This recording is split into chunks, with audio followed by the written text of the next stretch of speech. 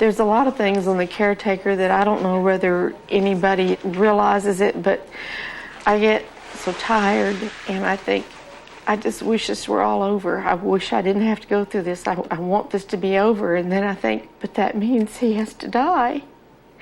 And then I feel guilty for having those feelings.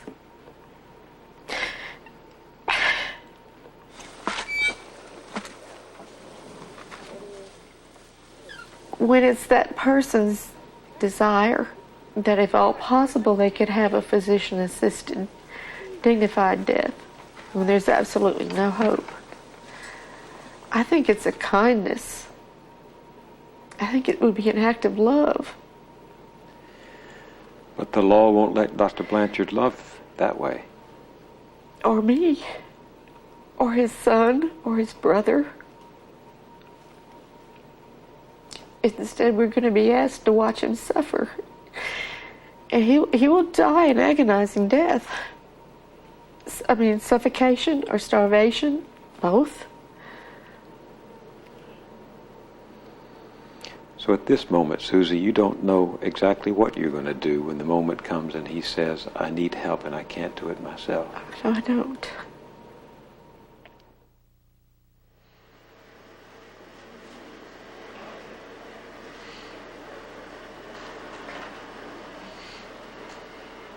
You can always bear witness to somebody suffering, but there is something very powerful about your presence as the doctor in the room with the patient who is dying.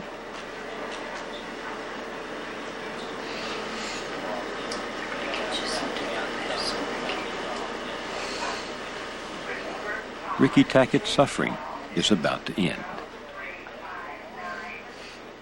Within the next hours, he'll be terminally sedated.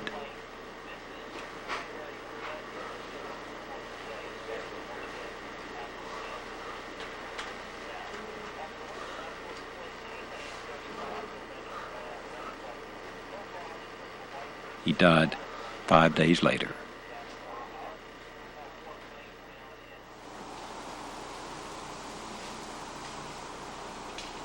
Kitty Rail didn't get the months she thought she had coming. She died within 2 weeks of our last visit with her. It became harder and harder for her to get in and out of bed and get in and out of her chair. I came home one day and the hospice nurse was there doing something that she really didn't want to have done, or it was really uncomfortable for her. She said to us that she'd finally just got to a point where she felt like she had no dignity left. And at that point she said, I want to go ahead and do the pills and I want to get on with it. She said, call Nancy. Yeah, I'm just ready. I'm tired of this. Right. When Kitty asked her daughters to call Dr. Nancy Crumpacker to bring the medication, Jill convinced her mother to wait until morning because their Uncle Tom was on a plane to Portland to see her. By the time Dr. Crumpacker arrived the next morning, Kitty could no longer swallow. The thing that was really hard for me was I had been the one who said, let's wait for Tom. Let's not take him right now. And then suddenly it's too late. So I had some guilt there about that.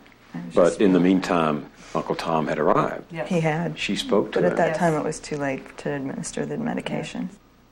So we kind of all just sat there, held her hand. Jill and Trish were on one side, and our cousin James and me were sitting on one side, and our uncle and Jerry, the other friend, everybody was just sort of gathered around, and then finally there was just that last breath, and you knew it. Yeah. Did she die the way she wanted? I don't know. I don't know if she did.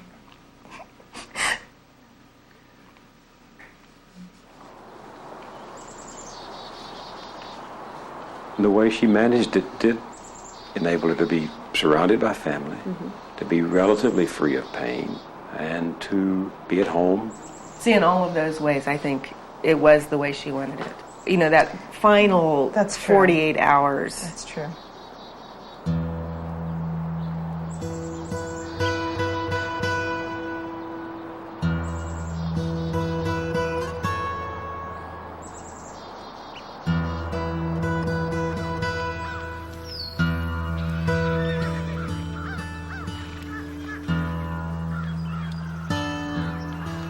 The seasons have turned at the Witcher farm in Louisiana. It's been 6 months since we last saw Jim Witcher, and now he's dying the very death he didn't want. It is getting harder and harder for him to swallow, and he gets very tired chewing.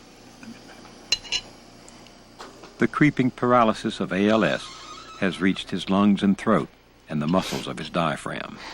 If he sits up, he can't breathe, and because of his difficulty swallowing, he isn't eating solids. About ready for some more tea? One more breath. 2 weeks ago, he had a crisis. I came into the room and found him blue.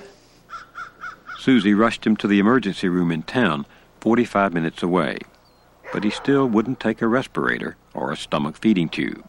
We're almost done. Dr. Blanchard sent Jim home with an oxygen tank and hospice care. What happens to you when you start to die is there is an inborn influence in you that tells you gotta breathe.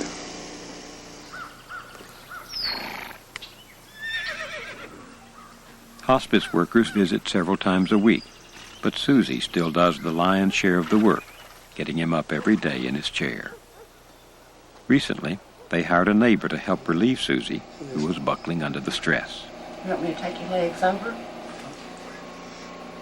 She comes 2 days a week at their own expense.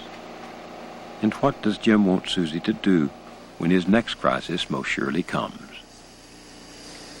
Just let me go. All of it.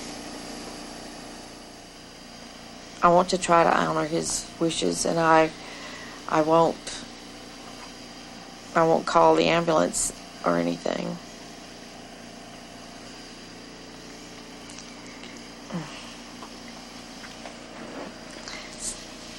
It's not going to be easy.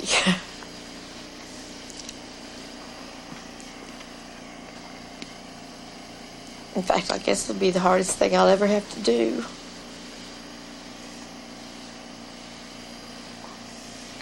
And I wish I could keep him alive. But I don't want to keep him alive suffering either.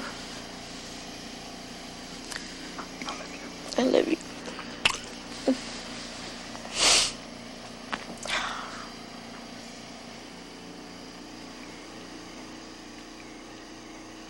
After our visit, Jim Witcher made a decision to refuse medication and food.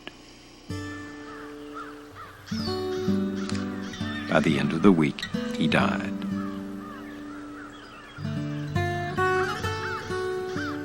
Susie scattered Jim's ashes over the horse pasture.